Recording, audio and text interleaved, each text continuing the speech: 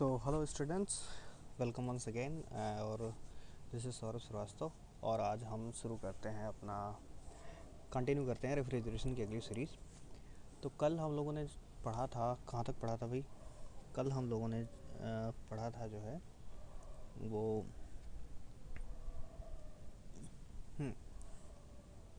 Once again just wait for a minute. तो कल हम लोगों ने पढ़ा था यूनिट ऑफ रेफ्रिजरेशन, मतलब अगर रेफ्रिजरेशन की अगर यूनिट निकालनी है तो कैसे निकालेंगे। जनरली क्या होता है, रेफ्रिजरेशन की यूनिट जो दी जाती है वो टन्स में दी जाती है। उसको हमने सीखा कि कैसे निकालते हैं, उसका एक क्विक रिवीजन ले लेते हैं हम कि कल क्या पढ़ा था। तो टन में कैसे निकालते हैं एक्चुअली, क्या बताया था मैंने कि 0 डिग्री सेंटीग्रेड अगर आइस है, उससे 0 डिग्री सेंटीग्रेड हमको वाटर में उसको कन्वर्ट करना है 1 टन ऑफ आइस को। ठीक है, तो उसमें जितनी अमाउंट ऑफ हीट लगेगी, ठीक है, विदिन 24 आवर, मतलब हमने उसको 24 आवर में 1 टन आइस को 0 डिग्री सेंटीग्रेड पे जो थी उसको 1 टन ऑफ वाटर में कन्वर्ट करना है। उसके लिए जितनी अमाउंट हमको हीट चाहिए 24 आवर में, अगर वो कर लेता है तो वो बोला जाएगा कि 1 टन उसकी कैपेसिटी होगी।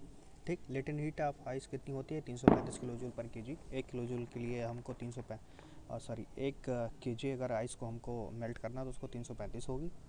ठीक, 1 टन के लिए जो है 1000 किलो, तो 1000 से उसको मल्टीप्लाई कर देंगे तो वो मतलब आ जाएगा कितना हमको हीट चाहिए, कितनी हीट चाहिए हमको 24 आवर में। ठीक, ये हो गया। तो अगर 1 मिनट में निकालना चाहेंगे तो 24 से डिवाइड कर देंगे, फिर तो वो आ जाएगा 1 घंटे का। अगर फिर उसके बाद फिर अगर 60 से डिवाइड कर देंगे तो वो आ जाएगा हमारा जो है 1 मिनट के अंदर कितनी चाहिए। ठीक, तो वो कितनी आती थी? 232.6 किलो जूल पर मिनट। ठीक है, और सेकंड में निकालेंगे तो फिर एक बार फिर से 60 से डिवाइड कर देंगे तो वो आ जाती है कितनी?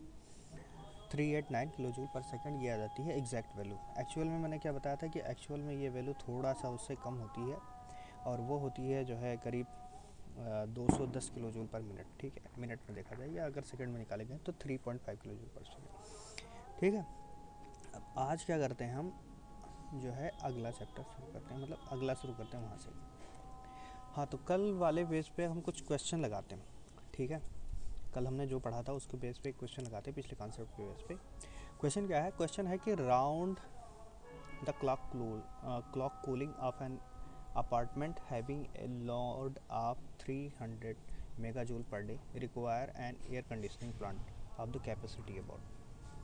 कहने का मतलब है कि क्वेश्चन कह रहा है कि एक हमारा प्लांट है, एयर कंडीशनिंग प्लांट है, वो क्या करता है कि 300 मेगा जूल पर दिन, ठीक है, मतलब एक दिन के अंदर वो 300 मेगा जूल हीट वहाँ से रिमूव कर देता है। तो उस प्लांट की कैपेसिटी क्या है एक्चुअल में? ये कुछ ऑप्शन आपके सामने दिए हैं, 1 टन, 5 टन, 10 टन और 100 टन। ठीक, अच्छा, तो सबसे पहले हमको दिया क्या है? Q1 दिया है। भाई Q1 ही तो हमको रिमूव करनी होती है, Q1 ही तो रिमूव करनी होती है भाई। जो हमारा जो प्लांट जो वर्क करता है, ठीक है, वो क्या करता है? वो एक्चुअल में हमें Q1 अमाउंट हीट ही तो वहाँ से रिमूव करता है। ठीक, ये मान लिया है, ये प्लांट है। ठीक है, ये वाला हिस्सा ये प्लांट है हमारा एक्चुअल में। और मैं जरा कलर चेंज कर लेता हूँ इसका, कैसा है भाई? ये वाला वाइट, ये सही है। ठीक है, तो ये हमारा कूलिंग प्लांट है। ये क्या कर रहा है कि यहाँ से 300 मेगा जूल एनर्जी को पर डे, एक दिन में ये कितना ले रहा है? 300 मेगा जूल।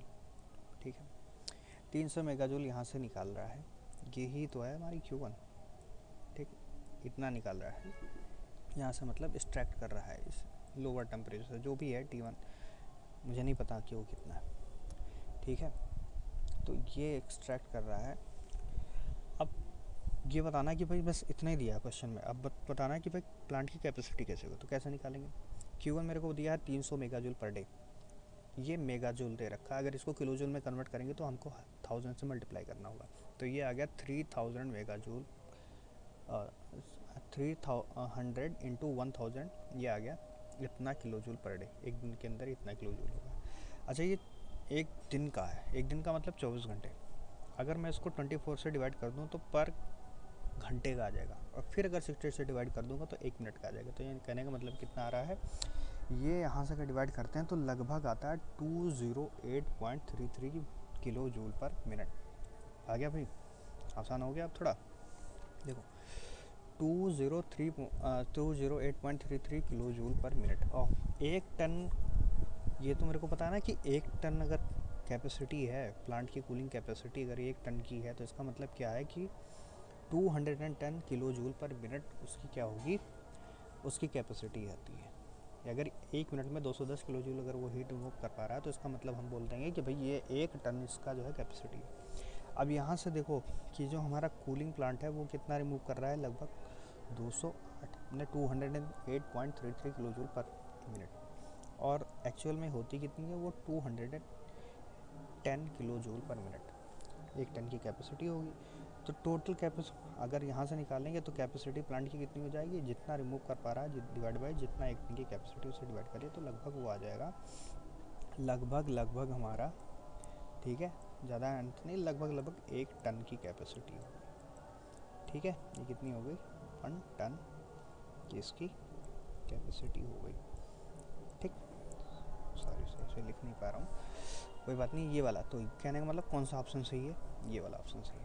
ठीक है, समझ में आया, एक बार फिर से बता देता हूँ। देखो क्या होता है कि the round of the clock cooling of an apartment having a load of 3 mega joule per day, यानी एक अपार्टमेंट जो है हमारा वो क्या है कि उसका जो लोड है वो कितना है, वो 300 मेगा जूल पर डे है। तो उसके लिए मुझे एयर कंडीशनर लगाना है, तो उसकी कैपेसिटी क्या होगी, ये क्वेश्चन कह रहा है। तो 300 किलो जूल जो दे रखा है वो मुझे क्या दे रखा है, वो दे रखा है ये वाला, क्योंकि मुझे लोअर टेम्परेचर को ही तो मेंटेन करके रखना है, उसके लिए तो हमको दिया क्या रहा है, Q1 दे रखा है, यानी जितनी हीट उसके अंदर जनरेट हो रही है उसको उसी को मुझको यहाँ क्या करना है, मुझे रिमूव करते रहना। अगर मैं वो उसको रिमूव करते रहूँगा तो वो क्या है, लोअर टेम्परेचर पर बना रहेगा। अब ये आया पर डे का 300 मेगा जूल पर डे का। पहले इसमें क्या करता हूँ, मैंने किलो जूल में कन्वर्ट कर लिया, तो इसको 1000 से मल्टीप्लाई कर दिया, मल्टीप्लाई करने के बाद ये आ गया इतना किलो जूल पर डे। अब मुझे 1 मिनट का निकालना है, 1 मिनट का इसलिए निकालूंगा क्योंकि 1 मिनट का मेरे को पता है, 1 मिनट में अगर 210 के आसपास यहाँ कर लूँगा अगर यहाँ से, तो यूनिट सेम हो जाएगी और हमको निकालने में जो है कैपेसिटी निकालना आसान हो जाएगा। तो क्या करा मैंने, इसको 24 से डिवाइड किया तो वो आ गया 1 घंटे का, फिर से 60 से डिवाइड किया है तो वो आ जाएगा 1 मिनट का। तो यहाँ से करने के बाद कितना आएगा, 208.33 किलो जूल पर मिनट, ये आ गया इतना। ठीक, अब एक टन की कैपेसिटी मेरे को पता है वो कितनी होती है, 210 किलो जूल पर मिनट। इसी से मैंने डिवाइड कर दिया Q1 को, तो यहाँ से आ गया ये कैपेसिटी कितनी आ गई, वो आ गई 1 टन। ठीक है, 1 टन क्या, तो ये वाला ऑप्शन सही हो गया। ठीक, अब ये रफ वर्क का है। ठीक है, अब आते हैं रेफ्रिजरेशन कैपेसिटी, वही पिछला वाला जो मैंने बताया था वही रेफ्रिजरेशन कैपेसिटी है। एक बार फिर से देख लेता हूँ होता क्या है। The capacity of refrigeration is generally defined as the ton of refrigeration, ton में बताई जाती है। ठीक है, a ton of refrigeration is defined as, definition क्या है, the quantity of the heat to be removed in order to for 1 ton of ice at 0 degree centigrade in 24 hour from liquid water at 0 degree centigrade. वही क्या मतलब कि 1 ton ice है उसको जो कि 0 डिग्री सेंटीग्रेड पर है, और उसको 24 घंटे के अंदर 0 डिग्री सेंटीग्रेड पर वाटर में कन्वर्ट करना होगा, तो वो वही जो होती है वही रेफ्रिजरेशन की कैपेसिटी होती है, और ये होती है लगभग 3.5 किलो जूल पर सेकेंड को। किलो जूल पर सेकेंड को बोलते हैं हम लोग किलोवाट भी बोल देते हैं, और या अगर मिनट में निकालें तो 210 किलो जूल पर मिनट। ठीक, तो यहाँ से देखते हैं तो क्या हो गया अभी, हाँ देखते हैं तो ये हो जाता है हमारा कि 1 टन ऑफ रेफ्रिजरेशन का मतलब क्या हो गया, 1 घंटे में निकालें तो 160 से इस वाले यूनिट को अगर 60 से मल्टीप्लाई करते हैं, ये इस वाली यूनिट को मैं 3600 यानी 60 से 2 बार मल्टीप्लाई कर दूँ, एक बार मल्टीप्लाई करूँगा तो मिनट में आ जाएगा ये वाली वैल्यू, और फिर से मल्टीप्लाई करूँगा तो ये वाली वैल्यू आएगी, तो 1 घंटे में आ जाएगी 12660। ठीक है, 12660 किलो जूल पर आवर। ठीक, मिनट में लगभग ये, सॉरी ये 1 लिख गया, ये एक्चुअल में 0 है। ठीक है, 0 जीरो है, जीरो कंसिडर करना है इसको। और 1 टन ऑफ रेफ्रिजरेशन यहाँ से निकाल लिया तो ये एक्चुअल वैल्यू हो दे रखी है सर, ये 1400 किलो जूल के आसपास ये एक्चुअल वैल्यू दे रखी है, सॉरी एग्जैक्ट वैल्यू दे रखी है, एक्चुअल में कुछ इतना होता है, ठीक है। और अगर पर डे का निकालें तो कुछ इतना, और ये अगर मेगा जूल में निकालें, ये किलो जूल में था ना, इसको 1000 से फिर मल्टीप्लाई कर देंगे तो ये एक दिन का आ जाएगा, ये मेगा जूल में, ठीक है। 1 मेगा जूल मतलब 24 घंटे के अंदर इतनी एनर्जी वो रिमूव कर पाएगा, तो हो जाएगा 1 टन ऑफ रेफ्रिजरेशन, ठीक। अगली स्लाइड पे चलते हैं। एक बार फिर से क्वेश्चन आ गया भाई। क्वेश्चन क्या है? क्वेश्चन है कि अ machine working on A Carnot cycle between the temperature 305 kelvin and 360 kelvin. हाँ, एक चीज़ का भाई हमेशा ध्यान रखो, जब भी अगर आप ये वाला क्वेश्चन कभी भी सॉल्व कर रहे हो रेफ्रिजरेशन का, आपको हमेशा जो यूनिट लेनी है, आपको हमेशा एब्सोल्यूट यूनिट लेनी है। कभी भी ये आप सेल्सियस में या फ़ारेनहाइट में लेने की गलती मत करिएगा, आंसर तुरंत गलत हो जाएगा। एक बार सबसे पहले अगर कोई भी क्वेश्चन आता है, इवन थर्मोडायनेमिक्स में क्वेश्चन जब भी लगा रहे हैं, थर्मोडायनेमिक्स कोई भी थर्मल का क्वेश्चन है, यूनिट का जरूर ध्यान रखिए। टेम्परेचर मतलब तुरंत आपको उसको क्या करना है, कन्वर्ट कर लेना है किसमें, केल्विन में, ठीक है। यहाँ तो दिया हुआ तो कोई दिक्कत नहीं है, ठीक है। तो क्या दे रखा था, machine working on A Carnot cycle between the temperature 305 kelvin and 360 kelvin, मतलब एक मशीन है जो कार्नोट साइकिल बेस है और वो 305 केल्विन और 260 केल्विन पर वर्क कर रही है। Determine the performance of the machine when it is operated as a refrigerator, heat pump and heat engine. उसकी परफॉर्मेंस मेरे को बतानी है उस मशीन की, अगर वो मशीन एक रेफ्रिजरेटर के जैसे काम कर रही है, दोबारा अगर वो machine as a heat pump काम कर रही है, और अगर वो machine as a heat engine काम कर रही है। देखो ये क्वेश्चन बड़ा ही सिंपल है, मैं इसको नहीं करने वाला बिल्कुल भी, बस मैंने बता दिया, डायग्राम बता दिया इसका। अब ये क्वेश्चन करोगे आप लोग खुद, ठीक है। मैं थोड़ा सा डायग्राम एक बार फिर से बना देता हूँ, पर ये क्वेश्चन ना आप लोग खुद करोगे। मैंने पिछली स्लाइड में ये क्वेश्चन बना दिया है और इसके क्वेश्चन भी बता दिए हैं, ठीक है। मैं एक बार फिर से बता देता हूँ कहाँ मैंने दिखाया था। देखो भाई, ये कौन से वाला क्वेश्चन है, ये वाला क्वेश्चन है, ठीक है। ये वाला क्वेश्चन है, T1 दे रखा है, T2 दे रखा है। अब आपको गेस करना है, ये सारा देख के और उसके बाद लगा देना आराम से, ठीक। बहुत ही एकदम बच्चों वाला क्वेश्चन है। ऐसे क्वेश्चन आते हैं एकदम डिप्लोमा में, कोई बहुत बड़ा क्वेश्चन नहीं आता, एकदम आसान से। ये दे रखा है आपको 3, ज़्यादा वाला तो ये होगा, ऑब्वियस सी बात है भाई, हाई टेम्परेचर वाला। और ये हो गया आपका क्या, ये हो गया आपका ये वाला, ठीक है। COP निकालनी है, T1 केवल टेम्परेचर के बेस से निकाल देंगे। एक बार रेफ्रिजरेटर का निकाल देना तो रेफ्रिजरेटर वाला फार्मूला लगा देंगे, एक बार हीट पंप का निकालना है हीट पंप वाला लगा देंगे, एक बार जो है हीट इंजन का लगाना है तो हीट इंजन की लगा देंगे, ठीक है। बस केवल हीट इंजन में उल्टा हो जाएगा, इधर से इधर चलेगा, बाकी सब में इधर से उधर चलेगा। खैर उससे लेना देना भी नहीं है डायरेक्शन से, क्योंकि यहाँ पे केवल टेम्परेचर देगा और इतने से ही हमारा काम हो जाने वाला है, ठीक है। चलिए अब कल आप लोग जो है इसको करिएगा, और करने के बाद मेरे को व्हाट्सएप करिए, ठीक है, RUC वाले में, कि क्वेश्चन नंबर 2 का क्या आंसर है, क्वेश्चन नंबर 1 का क्या आंसर है, ठीक। एक बार करिएगा ज़रूर। उसके बाद ये क्वेश्चन नंबर 3, क्वेश्चन नंबर 3 करते हैं भाई। क्या है क्वेश्चन नंबर 3? क्वेश्चन नंबर 3 कहता है ए cold storage is maintain at -5 degree centigrade while the surrounding temperature is 35 degree centigrade. देखो यहाँ पे मैंने बोला था ना कि हमेशा जो है केल्विन में रखना है, यहाँ पे सेंटीग्रेड में दे रखा, अगर आप इसे लगा दोगे तुरंत गलत हो जाएगा, ठीक। चलिए, द हीट लीकेज फ्रॉम एक कोल्ड स्टोरेज मेंटेन एट -5, एक कोल्ड स्टोरेज उसको -5 डिग्री सेंटीग्रेड पे मेरे को मेंटेन करके रखना है। यहाँ पे कोई ये कोल्ड स्टोरेज होगा ऑब्वियस, ठीक है, लो टेम्परेचर पे, जिसको मुझे -5 डिग्री सेंटीग्रेड पे, मैं तुरंत इसको क्या करता हूँ, मैं तुरंत इसको केल्विन में चेंज कर लेता हूँ। तो केल्विन में चेंज करने के बाद ये क्या हो जाएगा, एक केल्विन कितना होता है, अगर 273, ठीक, और उसको -5 हो गया तो -5 इसमें से निकाल देंगे तो हो जाएगा 268 केल्विन, ठीक हो गया। Now once again, and surrounding temperature is 35 degree. जो कोल्ड स्टोरेज रन कर रहा है वो उसमें क्या है कि जो उसका खुद का टेम्परेचर है कोल्ड स्टोरेज के अंदर का वो है 268, और जो बाहर का टेम्परेचर है वो 35 डिग्री सेंटीग्रेड। मेरे को अभी एग्जैक्ट नहीं मालूम है कि ये इधर का दे रखा है या जहाँ पे एग्जैक्ट कर रहा है वहाँ पे दे रखा है। एक्चुअल में क्या है वो ना इधर ही का दे रखा है, पर हो सकता है आगे कुछ मैं क्लू देखता हूँ है कोई और क्लू कि नहीं। फिर कह रहा है the heat leakage from the surrounding into the cold storage estimated to be 29 kilowatt. हाँ देखो वो क्या हो रहा है कि इस कोल्ड स्टोरेज में ना हीट लीक हो रही है। लीक हो रही है मतलब बाहर से, भाई इधर से बाहर तो जाएगी नहीं, सीधी सी बात है भाई, ये लो टेम्परेचर है, इधर से तो जाएगी नहीं क्योंकि इसके अंदर कोई एक्सटर्नल वर्क तो दे नहीं रहे।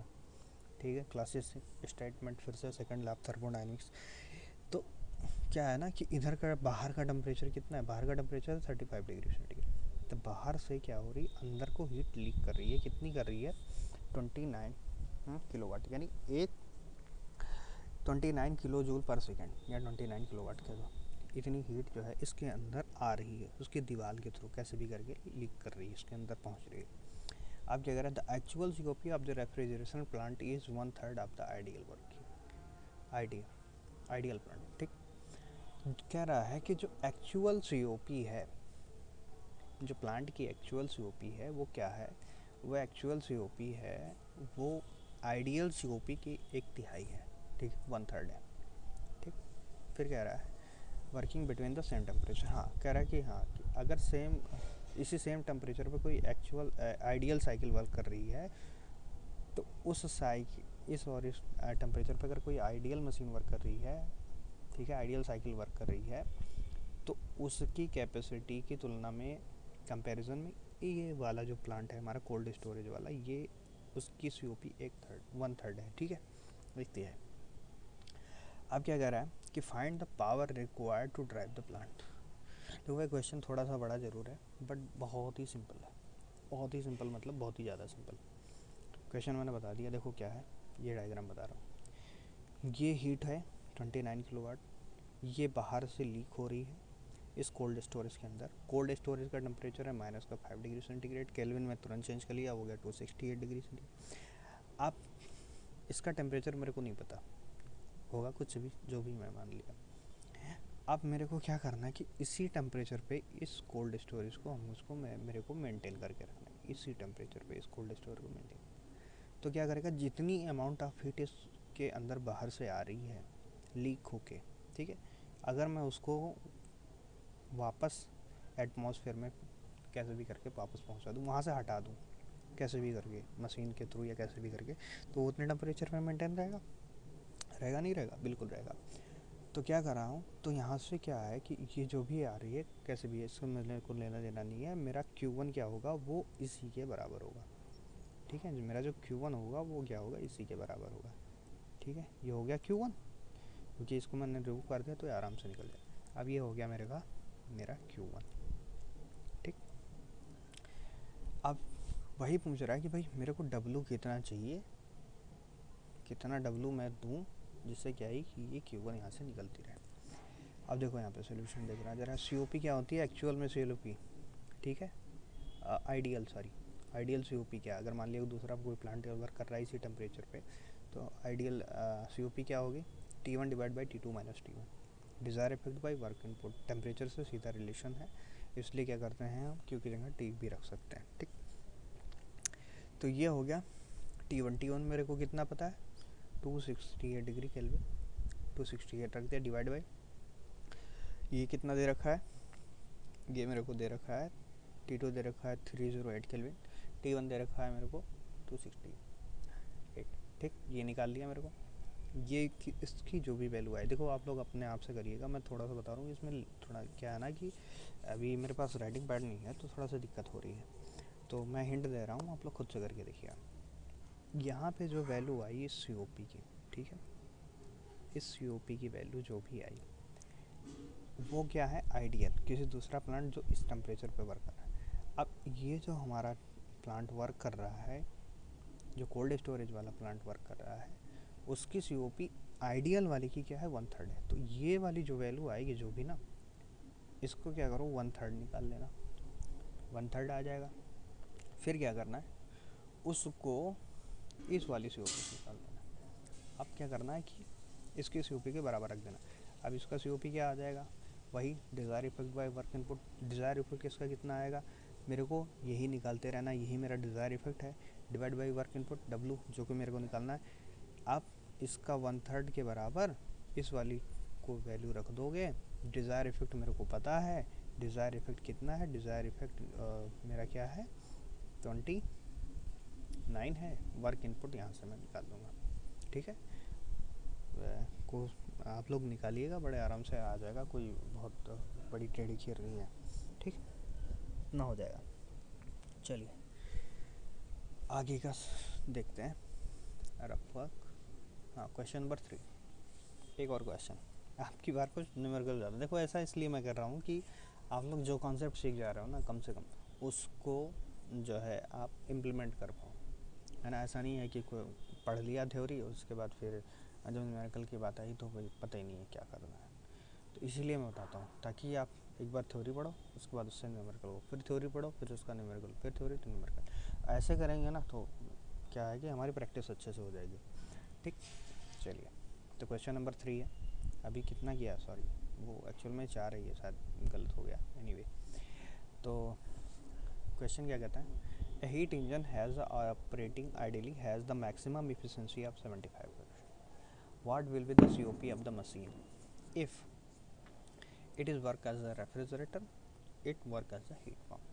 भाई बड़ा सिंपल क्वेश्चन है यार, बहुत ही सिंपल क्वेश्चन है। मैं सोचता हूँ कि यार ये क्वेश्चन ना आपके ऊपर छोड़ दूँ।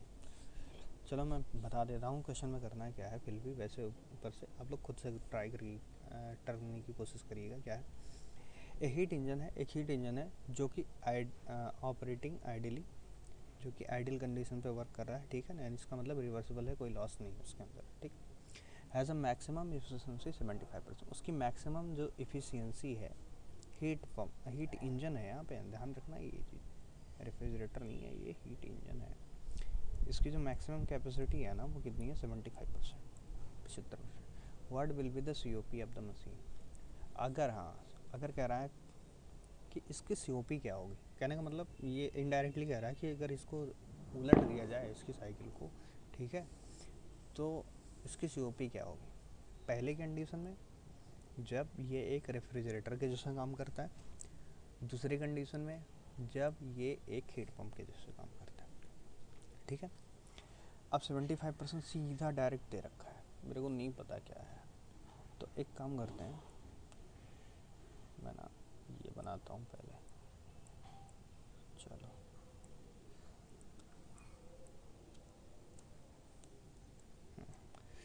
ये ना हीट इंजन है,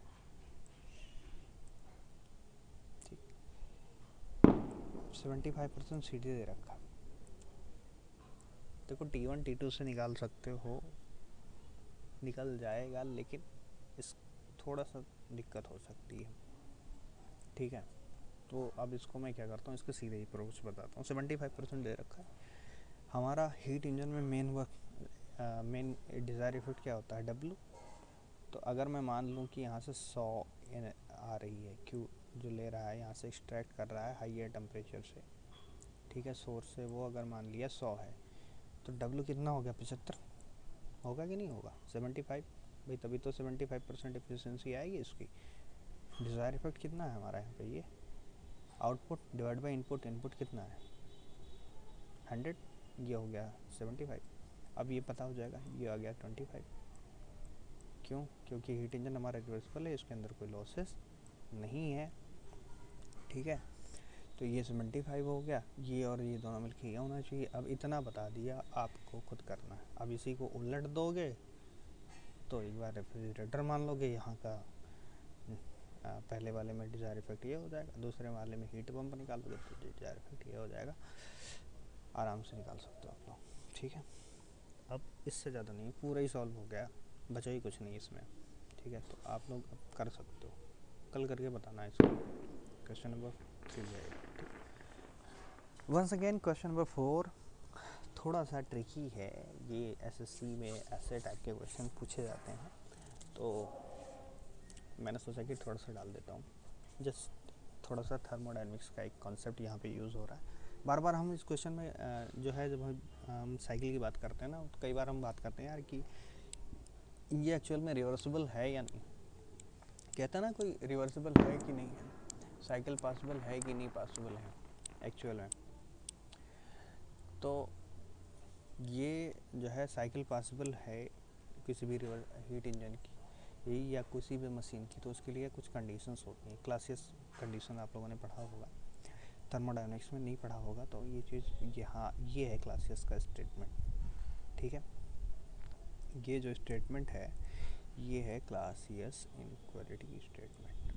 क्लासियस स्टेटमेंट क्या बताता है, कहता है किसी भी मशीन में अगर वो रिवर्सिबल वर्क कर रही है, मतलब उसकी मशीन का वर्किंग तभी पॉसिबल है अगर ये वाला स्टेटमेंट उसके साथ ट्रू हो रहा है। वो क्या कह रहा है कि summation of D Q by T, ठीक है, एंट्रोपी का समेशन जो होता है, ये डी क्यू बाई टी क्या है, एंट्रोपी ही तो है। तो एंट्रोपी का समेशन अगर या तो ज़ीरो है या उससे लेस देन ज़ीरो है, तभी वो वर्किंग पॉसिबल है उस मशीन की, अदरवाइज वर्किंग पॉसिबल नहीं है। ठीक है, तो आप बताना check whether the refrigerator is working और नॉट। एक्चुअल में यहाँ पे पॉसिबल और नॉट होना चाहिए, ये रिवर्सिबल नहीं है, एक्चुअल में पॉसिबल है नहीं पॉसिबल है, इसमें कौन सी की पॉसिबल है कौन सी की नहीं पॉसिबल है, ये निकालना है। दो साइकिल के सामने दे रखी हैं, ठीक है, दो मशीन दे रखा है, एक्चुअल में दोनों ही रेफ्रिजरेटर हैं, उनके टेम्परेचर दे रखे हैं और उनका क्यू दे रखा है। ठीक, अब क्या है मेरे को निकालना, हाँ ये फिर से देखो तुरंत यहाँ पे सेंटीग्रेड में दे रखा है, केल्विन में हमको चेंज करना है। देखो यहाँ पे आप ये वाला स्टेटमेंट लगाना है, कहाँ पे, इस यहीं पे लगाना है। केवल मशीन हमारी कौन सी है, केवल यही इतनी तो है मशीन, तो इसी पे लगाना है केवल। ठीक, यहीं पे लगाना है केवल इस वाले हिस्से पर। ठीक है, तो कैसे लगाएंगे बता देता हूँ कैसे लगाना है। देखिए भाई, ये क्या है, ये 27 डिग्री सेंटीग्रेड पे दे रखा है, इसका जो हायर टेम्परेचर दे रखा है मशीन का, ठीक है, जहाँ पे क्या करना है, हीट एग्जर्ट कर रही है सिंक जो है, उसका कितना है टेम्परेचर है, उसका टेम्परेचर है 27 डिग्री। और जहाँ से हीट एक्सट्रैक्ट कर रही है ये मशीन, जहाँ से हीट ले रही है वो उसका टेम्परेचर कितना, -23 डिग्री सेंटीग्रेड। और क्यू दे रखे हैं, Q1 दे रखा है मेरे को कितना 25 डिग्री, Q2 दे रखा है 30, W दे रखा है 5। ठीक है, पहले वाले की उसकी बात करता हूँ। तो अब मेरे को ये पता है क्लासेस इक्वालिटी स्टेटमेंट, इसके हिसाब से क्या होता है कि summation D Q by T वो हमेशा या तो ज़ीरो से कम होगा या तो ज़ीरो के बराबर होगा, ऐसा हो रहा है तभी ये साइकिल पॉसिबल है, अदरवाइज साइकिल पॉसिबल नहीं है। ठीक, तो देखो भाई, अगर हाँ रिवर्सिबिलिटी भी एक्चुअली यहाँ पे चेक कर सकते हो, ये क्वेश्चन दे रखा है रिवर्सिबल भी है ना कि नहीं है, फिर सही है, एक्चुअल में फिर सही है, रिवर्सिबिलिटी भी चेक करोगे। अगर जीरो के बराबर आ गया तो ये वाला स्टेटमेंट अगर जीरो के बराबर आ गया तो वो रिवर्सिबल है, अगर जीरो के बराबर नहीं आ रहेगा तो रिवर्सिबल नहीं है। ठीक है, और अगर पॉजिटिव आ गया तो वही पॉसिबल नहीं है। ठीक सी बात, अगर मान लिया यहाँ पे कोई तीसरी कुछ दे रखा है, इन दोनों में नहीं दे रखा है, तो जो है वो क्या होगा कि वो पॉसिबल नहीं होगा अगर वो उसकी ये समेशन की वैल्यू हो गई पॉजिटिव। ठीक है, चलो पहले वाले को मैं चेक करता हूँ। डी क्यू का मतलब कितनी अमाउंट हीट निकल रही है। यहाँ देखो, यहाँ पे देखो, बस इसी नोड पे लगाना है मेरे को, इसी नोड पे रेफ्रिजरेटर पे, यहाँ पे हीट ऐड हो रही है, ऐड होगी तो पॉजिटिव, निकल रही होगी तो नेगेटिव, बस इतना ध्यान रखना है मेरे को। कौन सा ध्यान रखना है, आप लोगों को ध्यान रखना है कि अगर हीट ऐड हो रही है, ठीक है, तो डी क्यू मुझे पॉजिटिव रखना है। If heat is leaving from the system then we have to take it as a negative value. ठीक, अब ये क्या है, इसको ऐसे जोड़ते चले जाना है जितना भी दे रखा है। मान लो यहाँ पे कुछ और भी दे रखा हो तो डी क्यू, डब्लू से नहीं लेना है मेरे को। ठीक है, ये चीज़ ध्यान रखना कि डब्लू का मतलब नहीं है यहाँ पे, हम जब भी लेंगे ना तो क्यू का लेंगे केवल। ठीक है, लो ग्रेड एनर्जी की बात करें, हाई ग्रेड एनर्जी की बात नहीं, डब्लू की बात नहीं करेंगे। तो यहाँ पे क्या है, इस नोट पे लगाओ, यहाँ से हीट ऐड हो रही है, मैंने क्या डी क्यू रखा, डी क्यू कितनी है तो Q1 कितना हो गया हमारा 25 डिवाइड बाई टी कौन से रखना है, एब्सोल्यूट वैल्यू। फिर से बताया मैंने, एब्सोल्यूट में रखना हमेशा, केल्विन में मतलब, तो -23 डिग्री सेंटीग्रेड है, इसको केल्विन में रखोगे तो कितना हो जाएगा 273 -23 दैट इज़ 250 रख दिया मैंने केल्विन में, प्लस अभी एक वाला हुआ, दूसरा वाला नहीं हुआ, प्लस ऐसे समेशन है ना, ये साइक्लिक इंटीग्रल है, कहने का मतलब पूरा लेना है मेरे को। फिर अगले वाले पे जाएंगे, यहाँ पे अब यहाँ से ऐड हो रही है तो लीव भी तो हो रही है, लीव हो रही है कि नहीं, हाँ लीव हो रही है। तो लीव जब हो रही है तो देखो यहाँ पे जो निकल रही है, जब लीव करेगी तो उसको निगेटिव लेंगे, प्लस का ये वैल्यू निगेटिव, प्लस इसलिए ले रखा है कि समेशन करते जाना हमको आए लास्ट तक, ठीक है। और यहाँ पे माइनस को ले रखा है इसलिए क्योंकि यहाँ से सिस्टम से क्या करनी है, हीट लीव कर रही है, इसको लिया मैंने माइनस का 30। फिर इसका टेम्परेचर, ठीक है, जिस टेम्परेचर पे हो जाके ऐड हो रही है, किस टेम्परेचर पे जाके ऐड हो रही है उसका टेम्परेचर कांस्टेंट है, तो ये हो गया कितना 27 डिग्री सेंटीग्रेड। 27 को मैंने फिर से एब्सोल्यूट में कन्वर्ट कर दिया और ये हो जाए कि हो गई कितनी हो गई, ये हो गई 300। इसको रखा तो यहाँ से देखो 1/10 हो गया, ये भी 1/10 हो गया, और ये माइनस माइनस, ये प्लस माइनस माइनस हो गया, तो 1/10 माइनस 1/10 ये इक्वल टू हो गया 1/0। कहने का मतलब कि अगर ये 0 आ गया तो भाई पॉसिबल तो है, और साइकिल जो है वो हमारी क्या है, रिवर्सिबल है, ठीक। अगर ये नेगेटिव आ जाता तो वो क्या हो जाता हमारा जो है नेगेटिव आ जाता तो वो क्या होती है, रिवर्सिबल नहीं होती। और अगर पॉजिटिव आ जाएगा तो क्या हो जाएगी, वो पॉसिबल ही नहीं होगी, वो साइकिल एक्चुअल में वो मशीन बनाई ही नहीं जा सकती है, ठीक है। क्लासेस इक्वलिटी बहुत सिंपल सा क्वेश्चन है एकदम ना, एकदम बहुत ही आसान क्वेश्चन है। एसएससी में ऐसे क्वेश्चन आ जाते हैं एकदम मिनटों सेकंडों में लगते हैं, है ना, कुछ सेकंड में कुछ मिनट के अंदर, और एकदम बढ़िया से नंबर देखे जाते हैं। थोड़े थोड़े कॉन्सेप्ट हैं, आप लोग थोड़ा सा अच्छा करोगे, मुझे लगता है कि अच्छा कर ले जाओगे आप लोग, है नहीं। हाँ, अब ये वाला क्या है, ये वाला क्वेश्चन आप लोगों को खुद से करके आना है, खुद से ट्राई करना है इसको, ठीक है। सारे कॉन्सेप्ट मैंने बता दिए, यहाँ से भी है, इसको टेम्परेचर चेंज करना है, इसको भी सेंटीग्रेड को केल्विन में करना है, इससे कोई लेना देना नहीं है, चूँकि मैंने क्या बताया कि हमको लो ग्रेड एनर्जी लेनी होती है, तो डब्ल्यू से लेना देना नहीं। और ये लगाएंगे और वैल्यू बताएंगे कि ये रिवर्सिबल है या नॉट रिवर्सिबल है, या फिर क्या कहते हैं ये रेफ्रिजरेशन एग्जिस्ट करेगा या नहीं करेगा, इसको बनाया जा सकता है नहीं बनाया सकता, ठीक है। चलिए आगे बढ़ते हैं। अब आ गया भाई एयर रेफ्रिजरेशन, आज से शुरू होता है, देखो भाई एयर रेफ्रिजरेशन शुरू होता है, और चलिए शुरू करते हैं भाई एयर रेफ्रिजरेशन। तो कहते हैं कि भाई what is the air refrigeration, पहली चीज़ तो सबसे पहले बात आती है कि एयर रेफ्रिजरेशन होता क्या। तो क्या है ना, air refrigeration cycle, in air refrigeration cycle the air is use as a refrigerant. What is the mean of that, कि जहाँ पे जो रेफ्रिजरेंट जो यूज़ होता है ना, जिसको कहता रहा ना गैस यूज़ करते हैं, गैस नहीं एक्चुअली रेफ्रिजरेंट जो यूज़ करते हैं, ठीक है। हमने जो घर में जो रेफ्रिजरेशन में जो रेफ्रिजरेंट का यूज़ करते हैं ना, वो दूसरी होती है ना। जैसे पहले फ्रेऑन करते थे या क्लोरोफ्लोरोकार्बन यूज़ करते थे, तो अब तो क्लोरोफ्लोरोकार्बन नहीं यूज़ करते हैं, तो ये वो रेफ्रिजरेंट होता है। लेकिन अब ये क्या है ना, ये कुछ केमिकल्स होते हैं, इनके तो कुछ हार्मफुल इफेक्ट होते हैं।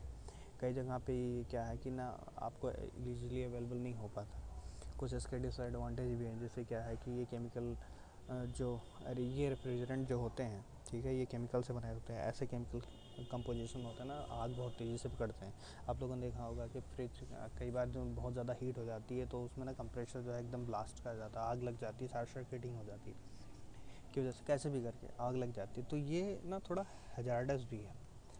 तो पहले ज़माने में जो है ना, केवल एयर को ही एक रेफ्रिजरेंट के जैसे यूज़ करा जाता था, मतलब एयर से ही कूलिंग कराई जाती थी, एयर को पास करके, और उसी से जो है क्या करते हैं, पहले उसको एयर को ठंडा करते थे, और उस ठंडे एयर को क्या करते हैं उस केबिन में भेजते हैं, और वो क्या करती है उस केबिन के अंदर जो हॉट गैसेस हैं उससे क्या होती है, हीट ले लेती है और फिर वहाँ से बाहर चली जाती है, ठीक है।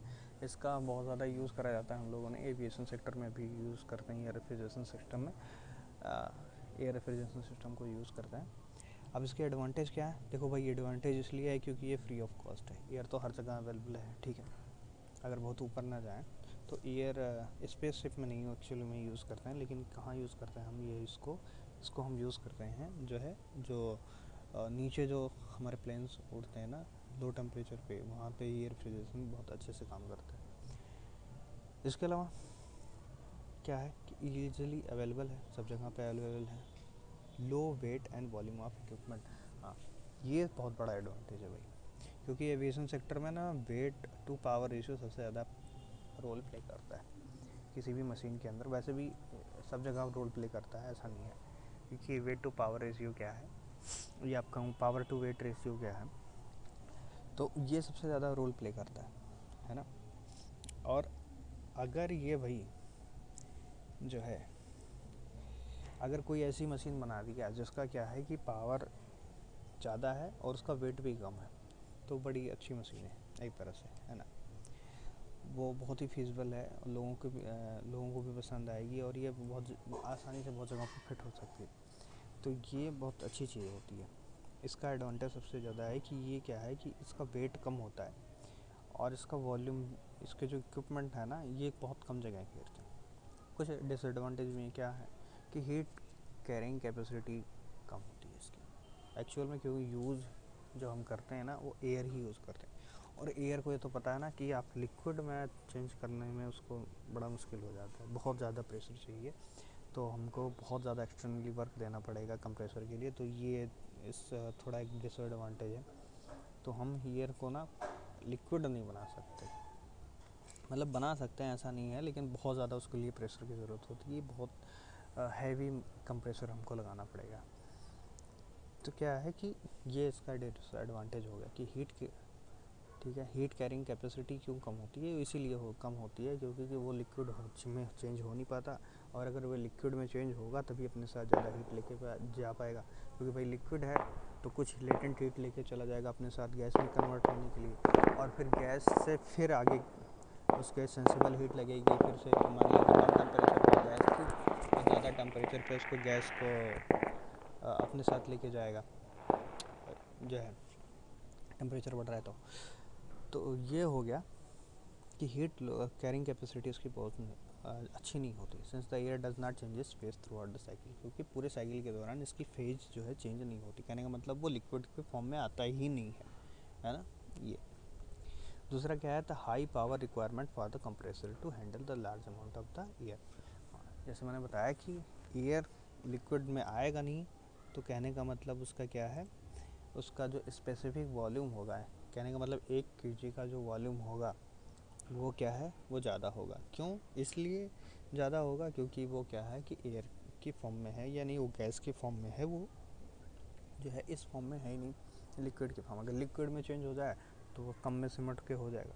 जैसे पानी की बात कर लो, अगर पानी क्या है 1 किलो पानी ले लो, ठीक है, 1 kg आप वाटर ले लीजिए, तो उसको क्या है कि अगर वो एक छोटे से बर्तन में आ जाएगा, है ना, 1 किलो 1 kg वाटर, अगर उसको क्या करूँ मैं वेपर में कन्वर्ट कर दूँ, तो क्या वो ना एक पूरे कमरे में आ जाता है, बड़े से कमरे में, पूरे कमरे में उसके मालिक्यूल्स फैल जाएंगे।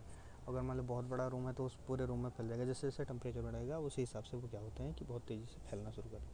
तो अगर एयर है तो एयर अगर फेज चेंज नहीं कर रही है यानी ये वो गैस है और गैस में ही रह गई, तो उसके लिए क्या होगा कि मुझे एक जो कंप्रेसर है ना वो उसको ज़्यादा वर्क करना पड़ेगा, है ना, क्योंकि हर बार उसको जब भी उसकी साइकिल होगी, कंप्रेशन की साइकिल पूरी होगी, तो बहुत थोड़ी अमाउंट ऑफ ही किया जा पाएगी। तो इसलिए क्या है कि ये इसका डिसएडवांटेज हो गया। तो हीट चूँकि ज़्यादा ले जा नहीं सकता, यानी Q1 ज़्यादा ले जा नहीं सकता, और W मेरे को ज़्यादा देना पड़ रहा है, इसलिए क्या है कि इसकी COP कम हो गई, डिज़ायर इफेक्ट भी कम है और वर्क इनपुट भी ज़्यादा है, तो COP क्या हो गई, COP कम हो गई। That's why it is not much in use, बहुत ज़्यादा इसका यूज़ नहीं है इसी वजह से, क्योंकि ये इसका COP थोड़ा क्या है, कम है। बहुत कुछ खास जगहों पे यूज़ करा जाता है, मैंने कहा है ना कि ऊपर ये रेफ्रिजरेशन सिस्टम एविएशन सेक्टर में थोड़ा सा यूज़ करा जाता है, वो इस वजह से क्योंकि उसका ये मेन एडवांटेज होता है, उसका जो है क्या है, उसका वेट कम होता है उस मशीन का, इसलिए यूज़ करा जाता है। ठीक, अब यहाँ पे देख लो भाई, टाइप्स ऑफ एयर रेफ्रिजरेशन, कितने टाइप के एयर रेफ्रिजरेशन सिस्टम हमारे होते हैं एक्चुअल में। 2 टाइप के होते हैं मेनली, पहला एक ओपन एयर रेफ्रिजरेशन और दूसरा होता है हमारा close air refrigeration. Open air और क्लोज एयर में क्या फ़र्क है भाई, ओपन सिस्टम क्लोज सिस्टम के जैसा ही यहाँ पे है एकदम। जैसे ओपन सिस्टम क्लोज सिस्टम आप लोगों ने पढ़ा होगा थर्मल में, ठीक है, पावर प्लांट में भी पढ़ा होगा, पावर प्लांट का भी कुछ है ना कॉन्सेप्ट आप लोगों ने थर्मल, तो वैसे पढ़ा होगा, वैसे यहाँ पे भी एकदम वैसे ही। ओपन एयर का मतलब क्या है कि जो एयर है ना वो एटमॉस्फेयर से ली, उसको क्या गया कंप्रेस करा, कंप्रेस करने के बाद क्या किया, हीट एक्सचेंजर में गया, हीट एक्सचेंज करी, वहाँ से हीट निकली, और फिर क्या कराया, उसको एक्सपैंड किया, और एक्सपैंड करने के बाद क्या कराया, उसको वापस फिर से एटमॉस्फेयर में भेज दिया। ठीक, बाहर निकल गया, मतलब एक बार एयर आई तो वो हीट एक्सचेंजर में गई, यहाँ से हीट अपनी छोड़ के लो टेम्परेचर पे, ठीक है, और उसके बाद यहाँ से एक्सपेंड होकर बाहर निकल गई, दोबारा फिर ये अंदर नहीं आती। तो ये क्या है, ये हमारी ओपन एयर है। अगर मान लो यहाँ पे मैं कुछ और ऐसी चीज़ लगा दूँ, ये एयर को बाहर ना निकलने दूँ, और उसके बाद यहाँ से फिर से मैं इसको क्या करूँ कि फिर से दोबारा वर्क में ले लूँ, तो ये क्या हो जाएगा, क्लोज हो जाएगा। देखो यहाँ पे क्या क्या है, यहाँ से एयर आई, मान लिया, एयर आने के बाद उसको कंप्रेस करा, कंप्रेस करने के बाद क्या हुआ कि कंप्रेस कर दिया, तो फिर यहाँ से हो गया हीट एक्सचेंजर में, हीट एक्सचेंजर में क्या हुआ कि ये दूसरे से वहाँ से हीट ले रहा है ना, हीट ले रहा है, हीट लेने के बाद क्या हुआ, ये यहाँ आया, यहाँ से बाद इसको टरबाइन पे क्या करा हमने, इसको एक्सपेंड किया। टरबाइन एक्चुअल में क्या है ना, एक्सपेंशन डिवाइस भी है, यहाँ पे प्रेशर ज़्यादा रहता है, यहाँ पे और यहाँ पे, इन दोनों जगह पे प्रेशर ज़्यादा होता है कंप्रेस करने के बाद, तो क्या करता है कि दोबारा फिर से इसका प्रेशर कम हो सके ताकि ये बाहर आसानी से निकल सके, इसलिए क्या करते हैं यहाँ पे हम टरबाइन लगा देते हैं। ठीक, ये लगे, अब यहाँ से एक्सपेंड हुआ, एक्सपेंड होने के बाद में क्या है कि ये फिर से हीट एक्सचेंजर यहाँ पे लगा दिया, ताकि ये क्या हो कि ये फिर से रिसर्कुलेट हुए, यहाँ पे भी हीट क्या करें, यहाँ से ये हीट ले सके। ठीक, ये चीज़ होगी। तो इसमें क्या है, ओपन एयर रेफ्रिजरेशन में the air is directly let to the space to be cool, मतलब एयर को क्या करते हैं हम सीधे उस स्पेस में एंट्री करा देते हैं जहाँ पे क्या करना है, हम जिस जगह को कूल करना है। ठीक है, क्या है, कंप्रेसर साइज़ लार्ज होगा, पहले मैंने डिस्कस किया कि कंप्रेसर का साइज़ लार्ज क्यों होगा, क्योंकि एयर जो है थ्रू आउट द फेज उसका थ्रू आउट द साइकिल उसका फेज चेंज नहीं होता। ठीक है, यहाँ से भी एयर ही गैस फॉर्म में गई थी, तो यहाँ से भी पूरा होने के बाद यहाँ से यहाँ तक जब निकलेगी तो क्या करेगी, एयर का साइज मतलब फेज नहीं चेंज होगा। ठीक है, वो गैस फॉर्म में ही थी, गैस फॉर्म में ही वहाँ से बाहर निकल गई। ठीक, इसलिए क्या है कि कंप्रेसर को ज़्यादा वर्क करना पड़ता है। Expander size is too large, expander यानी ये टरबाइन है जो एक्सपेंशन का काम करती है, इसका भी साइज़ जो है ज़्यादा होता है। ठीक, क्योंकि वही सीधी सी बात, वॉल्यूम हैंडलिंग कैपेसिटी क्या होगी इसकी, तभी ज़्यादा हो पाएगी, कम होती है क्योंकि इसका साइज जो एयर है वो कैसे है, गैसियस फॉर्म में है। अगर गैसियस फॉर्म में नहीं होगी तो क्या है, तो अगर गैसियस फॉर्म में नहीं होगी तो वॉल्यूम हैंडलिंग कैपेसिटी आसानी हो जाएगी, मतलब कम जगह में भी ज़्यादा एयर आ सकती है, ज़्यादा केजी एयर आ सकती है। लेकिन अगर ये गैस फॉर्म में ही है तो हमको क्या करना है, एक्सपेंडर को क्या करना है, इसको बड़ा बनाना पड़ेगा। ऐसे कंप्रेसर को भी बड़ा बनाना पड़ेगा, एक्सपेंडर को भी बड़ा बनाना पड़ेगा। दूसरा क्या है, moisture is regularly carried away by the air, ये एक तरह से कह सकते हो कि थोड़ा एडवांटेज है इसका। एडवांटेज क्या है कि इस केबिन के अंदर मान लिया, जहाँ भी केबिन में मेरे को कूल करना है, जिस केबिन में, वहाँ पे एयर को मैंने सीधे डाल दिया, तो क्या करेगा कि वो वहाँ से अपने साथ मॉइस्चर भी लेके चला जाएगा। मॉइस्चर इसलिए क्योंकि क्या है ना, वो सीधे कांटेक्ट में आ जाता है, वहाँ पे जो भी ह्यूमिडिटी है वो इस एयर के अंदर कुछ पानी की, कहते हैं ना, जलवाष्प अगर है वहाँ के, तो क्या करेगा, वो अपने साथ लेके चला जाएगा उसको। ठीक है, बाहर, क्योंकि वो क्या है ना, हीट एक्सचेंजर के थ्रू नहीं आता है, क्योंकि हीट एक्सचेंजर में क्या होता है कि ऐसे एक दीवार सी होती है, पाइप्स के थ्रू हीट का ट्रांसफ़र होता है। ठीक है, वो सीधे डायरेक्ट में आपस में कांटेक्ट नहीं करते। तो यहाँ से क्या होता है कि ये सीधा एयर चूँकि डाल देते हैं केबिन में के अंदर, तो इसलिए क्या होता है कि ये जो है मॉइस्चर भी अपने साथ लेके चले। क्लोज एयर रेफ्रिजरेशन में क्या होता है, the air does not directly come to the contact, air को क्या करते हैं हम डायरेक्टली कॉन्टैक्ट में नहीं लाते हैं, इसलिए ये देखो यहाँ पे क्या कर दिया हमने, हीट एक्सचेंजर लगा दिया। यहाँ पे क्या है, ये एयर को सीधे केबिन में इंटर करा दिया जाता है।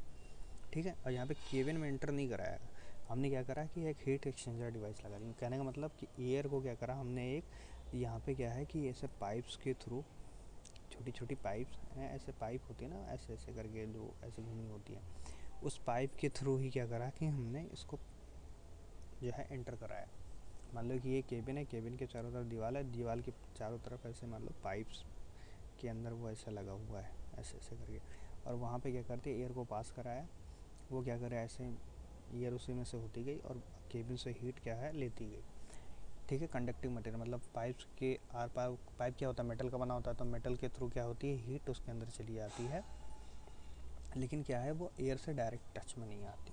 तो केबिन की एयर और केबिन की जो एयर है, ठीक है, वो एयर और प्लस जो एयर जिससे हम कूलिंग कर रहे हैं वो क्या है कि आपस में मिक्स नहीं हो पाती। ठीक है, क्योंकि जो एयर हम कंप्रेस करके दे रहे हैं वो रहती है पाइप में, और बाहर केबिन का जो केबिन की एयर है वो तो केबिन में रहती है। ठीक, बस क्या है हीट का उसमें क्या है कि हीट का एक्सचेंज होता है, मतलब वो हीट ले लेती है केबिन की एयर से। ठीक है, क्योंकि वो मेटल का बना होता है जिस पाइप, तो हाँ वो क्या करते हैं हीट एक्सचेंजर के थ्रू लगा रहता है, ये हीट एक्सचेंजर लगा हुआ है और इसी के थ्रू क्या करती है ये बस हीट ले लेती है। The air in the system is used to absorb the heat from the other fluid and the cool brine is used to cool the space। हाँ, ये इसके अलावा क्या करते हैं कि कूल ब्राइन भी यूज़ कर सकते हैं, यूज़ करते हैं एक्चुअली, कुछ जगह यूज़ करते हैं। ब्राइन क्या है एक्चुअली वाटर और नमक, वाटर प्लस सॉल्ट, ठीक है, नमक और पानी का जो मिक्सचर होता है उसको ब्राइन बोलते हैं। तो उसके थ्रू क्या करते हैं हीट का एक्सचेंज करा देते हैं। ठीक है, यानी एक साइड में पाइप के अंदर एयर रहेगी और बाहर क्या रहेगा हमारा ब्राइन रहेगा। ठीक है, तो ब्राइन क्या करेगा वो एयर को जो है से हीट ले लेगा। ठीक, अब आते हैं भाई रिवर्स कार्नोट साइकिल। मतलब भैया शुरू हो गया फिर से। अब यहाँ से थोड़ा सा अच्छे से पढ़ने वाली चीज़ आ गई, क्योंकि आप न्यूमेरिकल्स मतलब कॉन्सेप्ट एप्लीकेशन कुछ ज़्यादा ही आ गया यहाँ पे, थर्मोडायनेमिक्स का कुछ एप्लीकेशन ज़्यादा ही गया, इसलिए यहाँ पे शुरू करते हैं। तो क्या है रिवर्स कार्नोट साइकिल? सबसे पहले क्या देखो भाई, यहाँ पे इसका टीएस डायग्राम मैंने बना रखा है। रिवर्स कार्नोट साइकिल क्या है, कैसे वर्क करती है, ये मैंने जो बेसिक स्ट्रक्चर बना के रखा था ना, आप लोगों को दिखाया था COP T1 T2, कौन सा ये वाला, एक मिनट रुको ज़रा, ये वाला, हाँ ये वाला, ठीक है, ये कार्नोट साइकिल का वो दिखने में एक्चुअल में कैसी है, वो TS और PV डायग्राम में कुछ ऐसे दिखती है, ऐसे ऐसे दिखती है। देखिए कैसा है भाई TS डायग्राम में, ये क्या है टेम्परेचर और ये क्या है एंट्रोपी।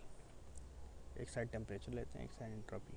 ठीक, अब पूरे साइकिल के अंदर ये मान के चलो भाई आपको दो डायग्राम में एकदम रट के आते हैं। PV हट भूल जाओ यहाँ पे, मतलब ऐसा नहीं है कि भूल जाओ, बस ये है कि PV का बड़ा कम यूज़ है।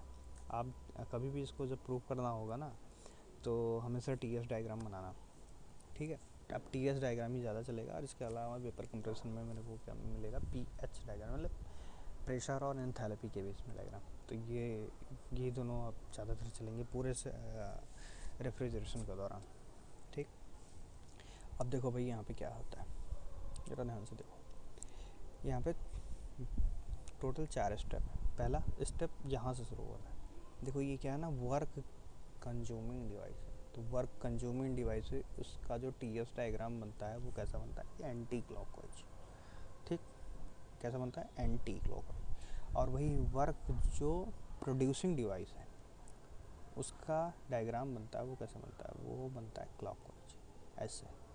मतलब यहाँ से स्टार्ट होगा और यहाँ जाएगा, यहाँ जाएगा, यहाँ जाएगा और फिर यहाँ पे जाएगा। अगर हीट इंजन होती है ना ये रेफ्रिजरेटर के अलावा, तो यहाँ से स्टार्ट होता है, लेकिन ये क्या है वर्क प्रोड्यूसिंग डिवाइस है, that's why it's has been starting from here.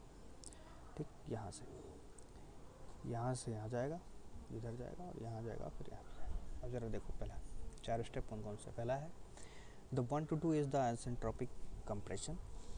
What's the mean of that? मतलब 1 से 2 पे क्या हो रही है आइसेंट्रोपिक कंप्रेशन। आइसेंट्रोपिक का मतलब the entropy of the system is does not going to change.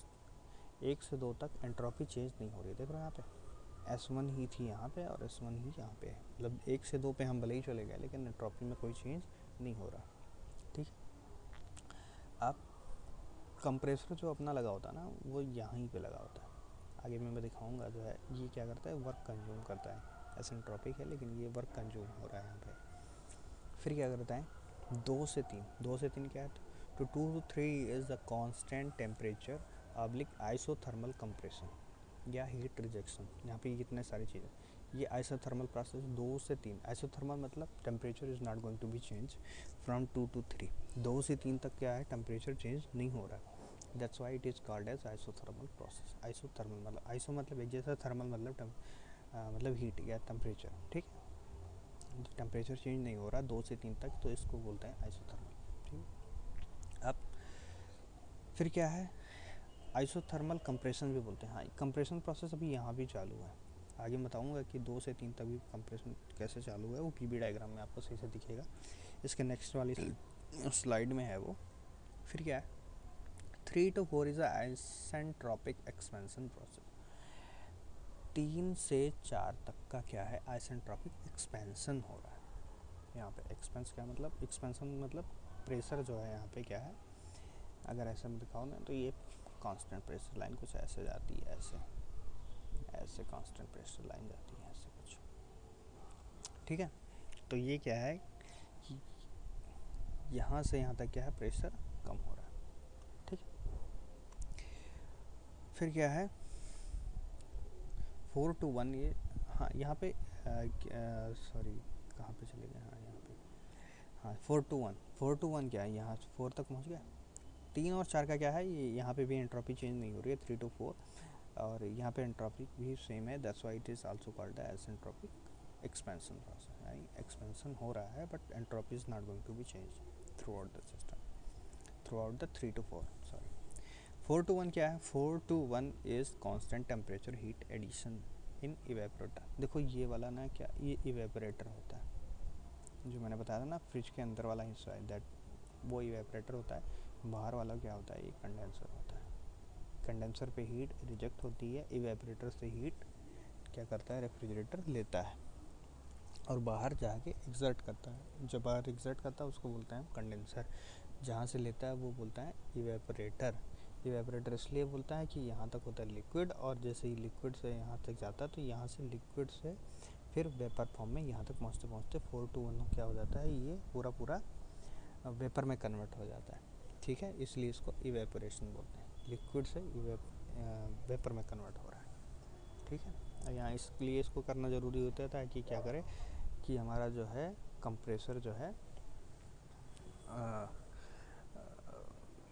Wait form, compressor के अंदर रेफ्रिजरेंट जो है वो वेट फॉर्म में यानी गीले फॉर्म में जो है इसके अंदर ना पहुँचे, ठीक है।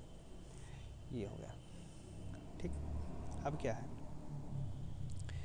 कि ये चीज़, हाँ ये पता हो गया, यहाँ पे हीट रिडक्शन होता है, यहाँ पे हीट रिजेक्ट होता है, यहाँ से यहाँ तक। एक एक्चुअल में क्या है ना कि जो रिवर्स कार्नोट साइकिल है वहाँ पे जो कंप्रेशन प्रोसेस होता है 1 to 3 होता है एक्चुअली।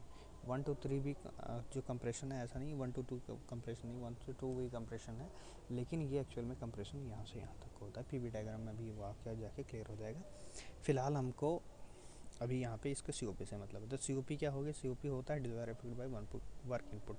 डिज़ायर इफेक्ट क्या है हमारा, इवेपोरेटर से कितनी हीट ले रही है, तो इवेपोरेटर से कितनी हीट ले रही है, वो ले रहा है Q1, ठीक है। 4 to 1 ही इवेपोरेशन प्रोसेस है, इसलिए यहाँ से Q1 अमाउंट ऑफ हीट ली गई, तो W Q1 हो गया divide by work input. Work input कितना दे रहे हैं W, यहाँ से W चल रहा है, तो W इक्वल टू क्या, फिर से यहाँ से Q2 सॉरी डब्ल हाँ Q2 इक्वल टू क्या होता है Q1 प्लस W, तो यहाँ से W क्या हो गया Q2 माइनस का Q1, ठीक, यहाँ पे रख दिया। आप ज़रा ध्यान से देखो, यहाँ पे TS डायग्राम के अंदर हीट जो रिजेक्ट हो रही है Q2 क्या हो गया, ये पूरी एरिया अंडर द कर्व, ठीक है। अगर हीट की बात करूँ तो क्या हो गया, एरिया अंडर द कर्व, यानी यहाँ से कितना हो जाएगा Q2, कितना हो जाएगा, जो हीट रिजेक्ट हो रही है वो हो जाएगा, उसका एरिया कितना होगा, ये S1 2 3 और ये S2 और फिर S1, यानी ये बड़ा वाला जो स्क्वायर ये बन रहा है रेक्टेंगल ये वाला, ठीक है, ये पूरा। तो ये क्या है, जो हीट यहाँ से वो रिजेक्ट कर रहा है, ठीक। उसके वाला हीट जो एब्जॉर्ब कर रहा है, कितना एब्जॉर्ब कर रहा है Q1 कैसे निकालेंगे, एरिया अंडर द कर्व, देखो यहाँ से Q1 यही तो एग्जैक्ट कर रहा है, कितना, ये यहाँ से शुरू करो, S1 से 1 4 S2 और फिर S1, ये वाला पोर्शन। ये क्या है, ये हीट जो है यहाँ से क्या कर रहा है, ये हीट यहाँ से इतनी अमाउंट ऑफ हीट ले रहा है, यानी ये वाला हीट Q1 है और ये पूरा क्या है Q2। और W की बात करूँ तो W क्या है, W ये वाला हिस्सा अंदर वाला, ठीक है, ये जो पूरा बचा वो W हो गया, ठीक। तो अब मेरे को क्या पता है, इसमें Q1 निकाला है, तो Q1 निकालूंगा तो कितना हो जाएगा, वो हो जाएगा यहाँ से देखो T1 इंटू इन दोनों के बीच का के वाले डिस्टेंस, तो ये कितना हो जाएगा, ये हो जाएगा S2 माइनस का सॉरी S1 माइनस का S2, ठीक। और ये वाला लेंथ कितनी है T1, तो T1 S1 माइनस का S2 हो गया। फिर आते हैं Q2 कितना हो गया, ये वाली लेंथ प्लस ये वाला लेंथ इंटू विड्थ, तो लेंथ कितनी हो गई T1 तक का, ठीक है। Q2 सॉरी यहाँ पे थोड़ा उल्टा हो गया एक्चुअल में, ये Q2 की नहीं, ये होना चाहिए Q1, हाँ ये Q1 तो सही है, हाँ ये T2 है, सॉरी ये T2 है, वही मैं कह रहा हूँ, कुछ तो गड़बड़ लग रही है एक्चुअल में, टाइप करने में कुछ गड़बड़, ये T2 है, ठीक है, ये वाला एक्चुअल है, ये T2 है। तो Q2 कितना हो जाएगा, T2 ये हो गया लेंथ और इंटू विड्थ कितना है S1 माइनस का S2, ठीक, यहाँ से हो गया। अब इसको क्या करूँ, COP वाले फार्मूले में रख दो, तो COP वाले फार्मूले रखेंगे तो T1 कितना हो जाएगा, T1 हो जाएगा सॉरी Q1 हो जाएगा हमारा T1 S1 माइनस का S2 डिवाइड बाई Q2 कितना हो जाएगा T2 S1 माइनस का S2 माइनस का Q1 कितना है हमारा T1 ब्रैकेट S1 माइनस का S2, ठीक है, यहाँ पे रखेंगे S1 माइनस S2 दोनों में से कॉमन हो जाएगा और बचेगा मेरे पास क्या, T1 डिवाइड बाई T2। ये यहीं से भैया आ गया, देखो यहाँ से जो बता रहा था ना कि Q और T में डायरेक्ट रिलेशनशिप होता है, वो क्यों होता है, वो यहीं से होता है, इसी डायग्राम से। ये आपके पास प्रूफ करने को भी आ सकता है कि ज़रा प्रूफ करके दिखाइए रिवर्स कार्नोट साइकिल में COP कैसे निकालते हैं, तो ये यहाँ से एकदम आसान है ना। कभी भी एक चीज़ ध्यान रखना कि PV डायग्राम से मत निकालना इसको, अगर PV डायग्राम से निकालने की कोशिश करने लगे ना तो एकदम अटक के रह जाओगे, नहीं निकलने वाला। ऐसा नहीं है, निकल तो जाएगा लेकिन वो ना बहुत 3-4 पेज में जाएगा, और ये एकदम बस 2 से 3 लाइन का है, ठीक है, यहाँ पे हो जा रहा है। और वो उसको निकालोगे फिर उसको PV में निकालोगे, PV से फिर उसको T में कन्वर्ट करना एकदम बहुत ही ज़्यादा बेकार चीज़ हो जाती है, बहुत ही टेंशन आई, ठीक है। तो वो सब नहीं करना है मेरे को, हमेशा TS डायग्राम बनाते हैं। मैंने पहले ही बोल दिया आपको कि कभी भी आप RSC पढ़ोगे तो उसमें हमेशा हम 2 डायग्राम याद रखेंगे, एक तो PS डायग्राम, दूसरा TS डायग्राम, ठीक है। तो TS PH ये दोनों ही एक्चुअली हमको याद रखना है, लेकिन रिवर्स कार्नोट में एक्चुअली रिवर्स कार्नोट साइकिल में हमको PH का भी उतना ज़रूरत नहीं है, तो क्या करते हैं हम TS डायग्राम याद रखते हैं, ठीक है। इसमें TS से ही काम चल जाता है, तो PH का उतना कोई लोड लेने की ज़रूरत नहीं है, ठीक है, हो गया।